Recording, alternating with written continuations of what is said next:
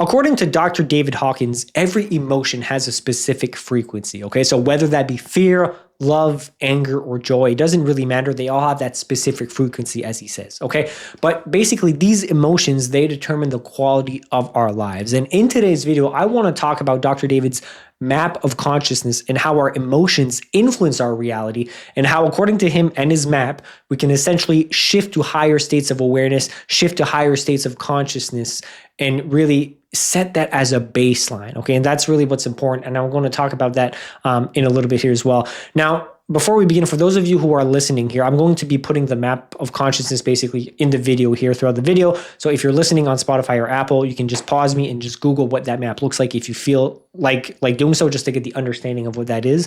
But first and foremost, I just want to give a bit of background on who Dr. David Hawkins is. Okay, so Dr. David Hawkins essentially was a psychiatrist. He's got over 50 years of experience in psychiatry. He's known as a spiritual teacher, speaker, all these different things.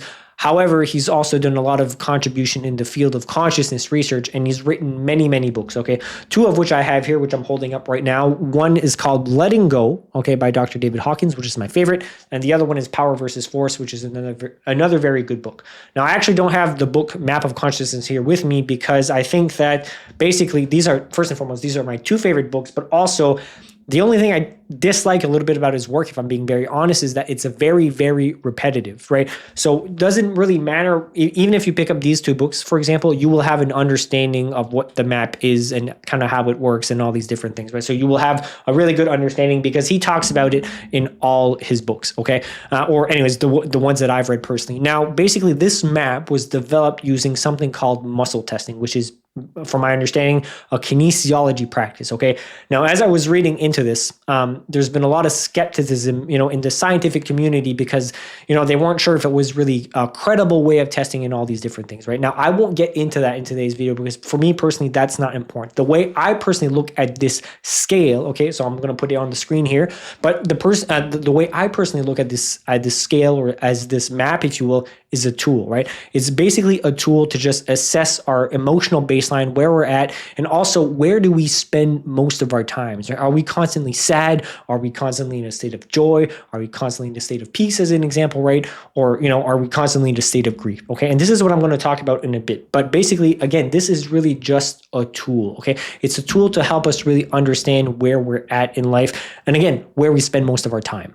And I'm just going to hold up the book here really quick. I don't know if you can see this on the screen, but it's also just to give another visual. Now, there's a lot of wording and numbers here that's not important. The only two things that are important here are the wording here and the numbers here, right? So again, here you'll see shame, guilt, apathy, grief, fear, all these different things. And at the top, you'll see enlightenment, peace, joy, love, right? So in the book, you can actually see the map. Now, there's a lot of other wordings here. I don't really care about those. What I care really about are the two lines here, right? So the numbers and as well as the emotions specifically, right? Now, some of these you might wonder, well, hey, these aren't really emotions, right? Because like enlightenment, acceptance, and courage, obviously those aren't emotions per se, but this is what he means by states of awareness or states of consciousness, right? But even something like courage as an example, well, courage, has, embedded in it or within it multiple emotions, right? To be courageous, you need to overcome fear, all these different things, right? So, they're not emotions per se, but they are a state of being that we can basically access or go towards, right? So this is really what he talks about in the book. And just to give you an example, okay, of what this looks like, okay, so I'm just going to give you or read a quick excerpt from the book, speaking specifically on grief, okay? So grief, according to this map, is energy level 75, which is at the bottom, right? And according to Dr. David Hawkins, the bottom is where you don't want to go. Grief, as an example, he says, this is the level of sadness, loss, and despondency. Most humans have experienced it for periods of time, but those who remain at this level live a life of constant regret and depression, okay? So this is just a quick example. And see how he says most humans who have experienced it for periods of time who stay stuck, right, who remain at that level. I think this is very important, right? Because obviously we don't want to remain at that level for the entirety of our lives, right? Because again, we want to go up on this scale, again, which I'll talk about in a second here. Now, let's talk about energy level 350, right? If we're going up on the scale, just to give you an example, acceptance, right? Not technically an emotion, but more a state of awareness, okay? So he says, at this level of awareness, a major transformation takes place. with the understanding that one is oneself, the source and creator of the experience of one's life.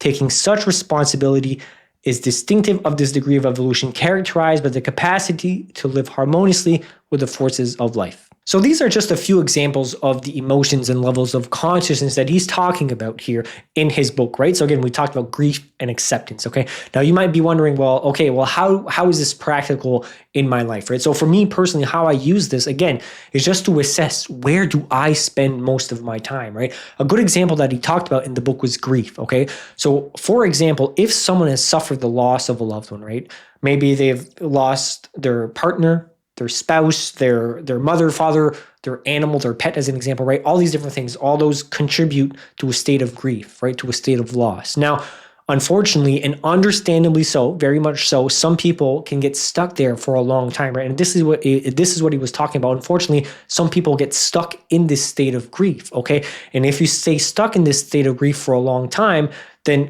obviously that's not a really good place to be. And essentially the goal is to go up on that scale, right? You want to go where, as an example, maybe your level of baseline on a daily basis is during a state of acceptance, right? Or maybe, on your level of baseline, as an example, on a daily basis, you're on a level of courage, okay? And in the book, I had that highlighted in the map, courage, because according to Dr. David Hawkins, level 200 and above is where typically you want to be at, right? Those lower levels is where you don't want to stay at, but basically over 200 is where you want to be, right? So if you're on a level of 200, which is courage, that's great. And then eventually the goal is to go up and keep that as a baseline type of thing, right? But here's my opinion, right? Here's the truth, is that on a daily basis, you will experience a spectrum of emotions, right? So as an example, even if your baseline is acceptance, okay, even if that baseline is acceptance, in a day-to-day basis, you might feel shame, you might feel guilt, you might feel fear, you might feel anger, all these different things, right? So for me personally, I just think that it's important to understand that obviously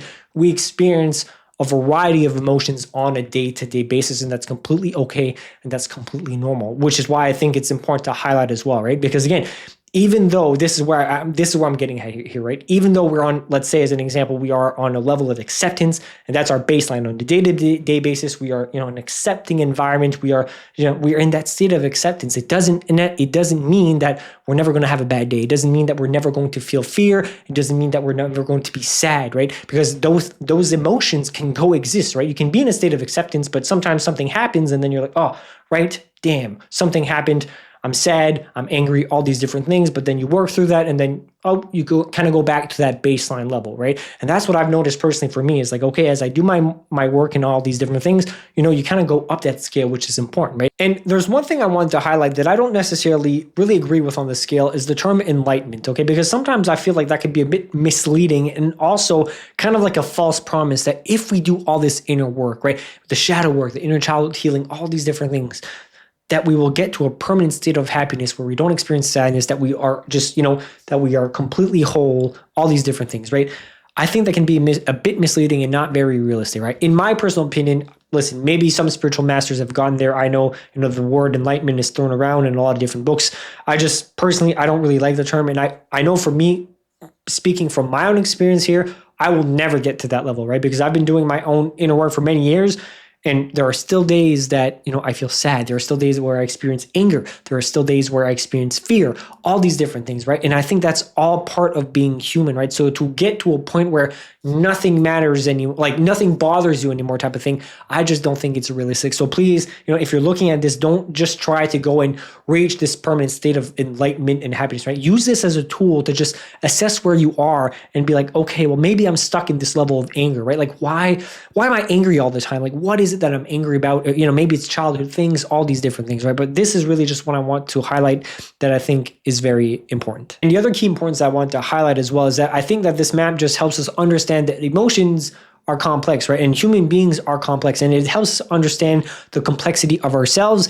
It helps us understand that emotions are just a guide, right? They're a way that we interact with the environment around us, the way that we interact with the world, the way we understand ourselves, all these different things, right? So when we can really tune into our emotions, get a better understanding of how, they're controlling our lives perhaps, or, again, where we spend most of our time, I think that's very, very crucial, right? Now, the only other thing that I want to highlight as well that's important to understand is sometimes like we might look at the scale and think like, oh, like anger is bad, shame is bad as an example. Right? And I'm going to talk about these two emotions specifically because I think in terms of society, I think shame and anger are really, shameful or frowned upon type of thing, right? But again, in my personal opinion, I don't like to put a label on emotions, right? I think there's no such thing as good or bad emotions. I think emotions just help us understand, again, ourselves, and they're guides, right? If you're feeling happy, that's awesome, right? Good. There's nothing wrong with that. And again, but that happiness isn't permanent. Eventually it will, fluctuate down as an example, okay? Shame in and of itself, I don't think is bad or good. Obviously, toxic shame, right, is, seems bad because we're toxically shaming ourselves. We're, maybe our inner critic is on overdrive, again, very much attacking us all the time, right? And yes, that, like, in theory, that is bad. That's not good. But also, I think if we take a step back and approach that with curiosity, okay, we can start understanding that, like, what is our inner critic trying to tell us, right? Where am I holding this shame, right? Where is this shame coming from? And then we can start understanding that this toxic shame is trying to speak to us, right? It's trying to guide us into understanding what is going on and why you're so, why you've got all this shame bottled up and you're shaming yourself all the time, right? So that's just a quick example. That's what I'm saying. Also, I also think that there's something as healthy shame, okay? So as an example, if you've been in a relationship with your partner for 5 years and then you cheat on your partner or your spouse, okay? Obviously, you're going to feel guilty about the act, right? You're going to feel guilty about cheating on them. And then maybe you're going to be very ashamed, right? You're going to feel very ashamed of yourself for doing so. But in my personal opinion, that is good. That is healthy shame because that is pointing you in the right direction, saying, hey, maybe you shouldn't have done that, right? And I think that's very important. I don't think we should be cheating on our partners. I think obviously we should be having conversations. If we're not happy in the relationship, then you sit down, you have a radically honest conversation rather than cheating on someone, as an example, right? So in that sense, if you're cheating on someone, you feel this sense of shame, then personally, in my opinion, that's good, right? Also, let's talk about anger for a moment, okay? I know that anger, is an emotion that, can sometimes be deemed as bad, right? So as an example, maybe you've been, you grew up in a childhood environment where emotions, maybe all emotions for you couldn't cry, you couldn't express anger, all these different things. Or maybe when, maybe when you were angry or you expressed a little bit of anger, your parents shut you down, right? Like, no anger. You cannot be angry. You cannot express that, right? Anger is simply not allowed. Then obviously for your own survival needs and to make sure that, your needs are met, you suppress that anger, you push it away, right? It's in your shadow. You don't look at it. You don't, whatever, right? And then obviously that impacts your ability to be assertive and all these different things, right? But if you can actually understand that anger is healthy, right? When channeled appropriately, it helps you, assert yourself. It helps you be more assertive, helps you set boundaries, all these different things, right? I think that is so important. So anger in itself is not a bad emotion. Obviously, if you're super angry and you lash out at someone, okay, and you hit someone or, cause violence of some sort, then that's not ideal. But there are ways to, channel that anger, right? So for me personally, I've had some of the best drum sessions when I've been frustrated or angry, right? I use that energy, I channel it creatively, right? I channel it musically. Some people can, there's many different ways to channel anger. My brother does jujitsu, right? Martial arts is a very good way to channel that anger and learn how to control your anger and all these different things, right? So this is what I'm trying to say. If you're using this tool, if you're using this scale, please understand that, let's say as an example that you're looking at the scale and for you, you're stuck in anger, right? I don't want you to feel like, oh, I'm at the bottom of the scale. This is so bad. This is so bad. No, like this is a moment of awareness, okay? Hey, you're having that radically honest conversation with yourself. I'm stuck in this level of anger. What can I do to help myself go up a little bit, right? So again, and Dr. David Hawkins talks in this book about like how even some people, right, just one level, jumping up that baseline just a little bit is so powerful. And for some people, it can take many years, right? And again, even though like we talked about, which I'm repeating again because it's so important, we can kind of fluctuate on that spectrum on a daily basis. Again, for some people, they've been stuck there for so long that once they make that shift, it's like, again, it's like, wow, right? It's like life-changing. So as an example, if you've been stuck, if you sit on that, if you have that radically honest conversation with yourself and you're like, okay, where am I, right? Like, where do I spend most of my time? And you're like, yeah, obviously I'm happy sometimes, I'm sad sometimes, but most days I'm angry, right? And I've been angry for years and maybe you don't know why. Then you start doing the coach, like work with a therapist or a coach, and then you understand your anger and all these different things, right? Then you start going up that scale. You're like, wow, right? So that's what I'm trying to get at, right? So again, please don't be upset with yourself or don't shame yourself if you're lower on the scale, right? It's not about that. It's really about understanding where you are, where you spend most of your time, and just understanding, again, the emotional complexity of ourselves and how you can use this tool to help you process your emotions and just help you live a better quality of life.